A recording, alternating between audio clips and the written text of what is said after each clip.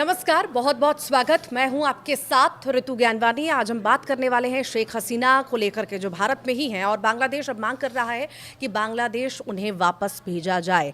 कई तरह के आरोप लगे हैं, फांसी की सजा की बात तक कह दी गई है आईटीसी कोर्ट के द्वारा। अब देखना होगा इसमें आगे क्या होता है। पर बात सबसे बड़ी ये है कि अगर भारत वापस बांग्लादेश शेख हसीना को भेजता है तो क्या खामियाजा भुगतना पड़ सकता है, और अगर नहीं भेजता है तो क्या खामियाजा भुगतना पड़ेगा। इस पर खास चर्चा करेंगे। हमारे साथ अंकुर जी जुड़े हुए हैं। अंकुर जी, किस तरह से देखें, शेख हसीना को एक तो सज़ा सुना दी गई, उसके बाद अब भारत से बांग्लादेश वापस भेजने की मांग हो रही है। देखिए रितु, अब उनके पास काफ़ी ऑप्शंस काफ़ी कम हैं, क्योंकि इस सज़ा के बाद अब शेख हसीना को बांग्लादेश ने फॉर्मली इंडिया से अपील की है कि भाई आप उन्हें सौंपें। और जैसा कि आपको पता होगा कि भारत और बांग्लादेश के बीच में एक ट्रीटी है। उस ट्रीटी के हिसाब से उनको भारत की ये बाध्यता है कि वो शेख हसीना को वापस बांग्लादेश भेजे। लेकिन जो फिलहाल जो स्थिति है, उस स्थिति में ऐसा नहीं लगता कि भारत वहाँ पे भेजने का जोखिम उठाएगा।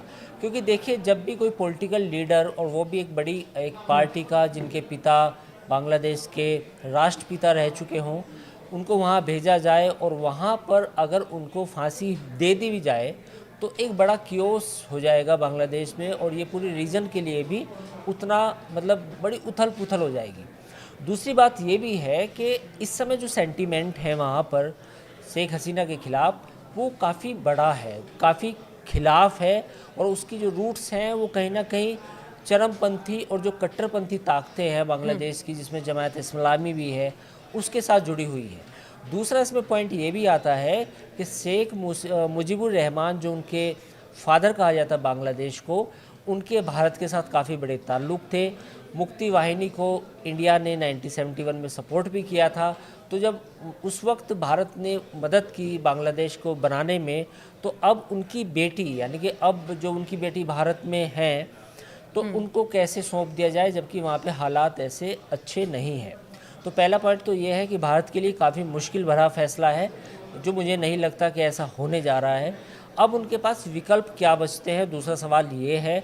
तो उनके पास जो विकल्प बचते हैं वो ये विकल्प ये है कि या तो वो यूएन में अपनी एक अपील दायर करें, या फिर जो अंतर्राष्ट्रीय कोर्ट है उसमें अपना मामला लेके जाएं। तीसरा पॉइंट ये है कि वो किसी और देश में पॉलिटिकल असाइलम मांगे। उसमें अमेरिका भी हो सकता है, लेकिन अमेरिका, चूँकि ऐसा माना जाता है कि अमेरिका शायद उन्हें असाइलम नहीं देगा। बाकी कोई मुल्क हो सकता है कि जहां वो असाइलम मांगे।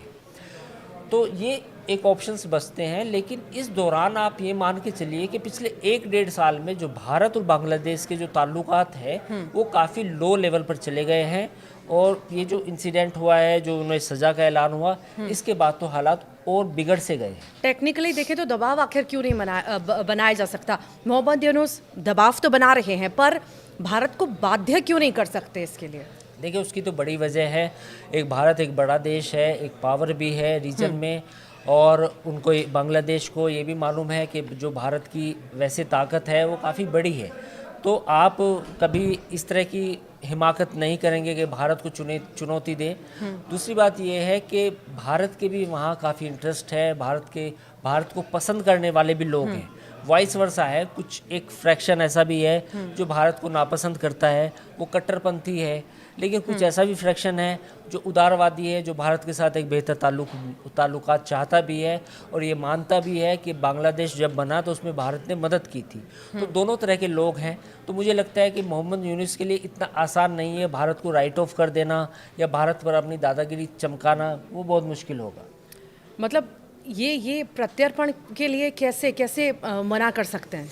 नहीं, प्रत्यर्पण के लिए देखिए, मना टेक्निकल तो आप नहीं कर सकते, लेकिन उसके तरीके निकाले जाते हैं। जो मैंने पहले भी कहा इस वीडियो के शुरू में, कि ये हो सकता है कि इस दौरान जो शेख हसीना है वो किसी अंतर्राष्ट्रीय कोर्ट में चली जाएं, यूएन चली जाएं, किसी और देश में चली जाएं। भारत के पास फिर ये कहने के लिए होगा कि इनका मामला चूंकि सब जुडिस है, दूसरे देश अंतर्राष्ट्रीय अदालत में चल रहा है, तो हम इनको प्रत्यर्पित नहीं कर सकते। तो कुछ टेक्निकल केस बनाया जा सकता है।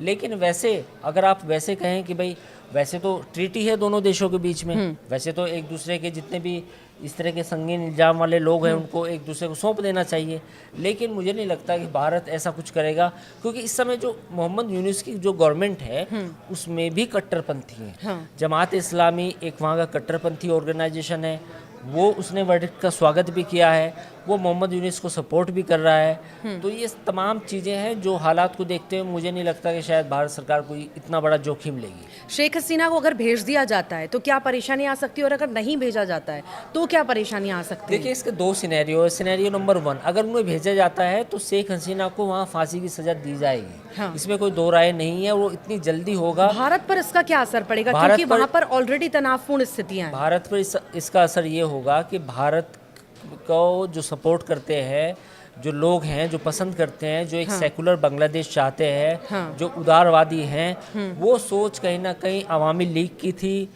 शेख हसीना की पार्टी की थी।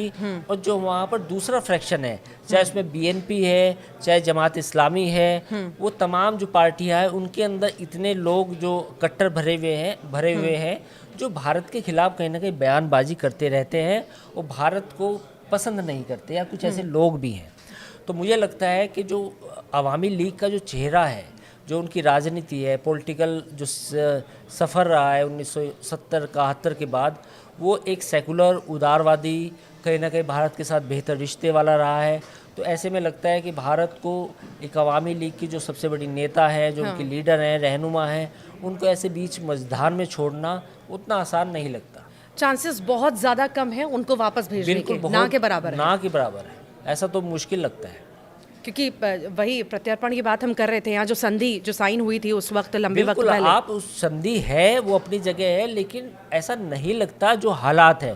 देखिए, यूनुस के आने के बाद कोई हालात में बेहतर ज़्यादा सुधार नहीं हुआ है। वहाँ पर जितनी कट्टरपंथी ताकतें थी उनकी ताकत बढ़ी, उन्होंने हिंदुओं पे अटैक करना शुरू करा। जो वहाँ के अल्पसंख्यक थे, बाकी माइनॉरिटीज़ थी, हिंदूज, क्रिश्चियंस और बाकी लोग थे, उनके जो धर्मस्थल थे उन पे अटैक किया।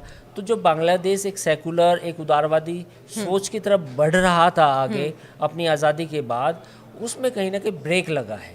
तो ऐसे हालात में जो वहाँ का उदारवादी चेहरा है, जो वहाँ की एक सेकुलर डेमोक्रेटिक वैल्यूज़ में यकीन करने वाली नेता है, उनको इस तरह बीच में छोड़ देना, बीच मझधार में छोड़ देना, ये इतना आसान फैसला होने वाला नहीं है। तो कई सारे सवाल इसको लेकर के मन में आ ही रहे थे, काफ़ी सारे लोगों के मन में, आपके भी मन में होगा कि शेख हसीना को सज़ा तो सुना दी गई, अब क्या वापस भारत से वो बांग्लादेश जाएंगी? मोहम्मद यूनुस जिस तरह से दबाव बना रहे हैं, पर दबाव बनाना सिर्फ हम नहीं कह सकते कि उसी के आधार पर सब कुछ होगा, बाध्य नहीं कर सकता है वो, ये क्लियर है, वो भारत को बाध्य नहीं कर सकता। फिलहाल देखना होगा इस पर और आगे क्या क्या चीज़ें देखने को मिलती हैं।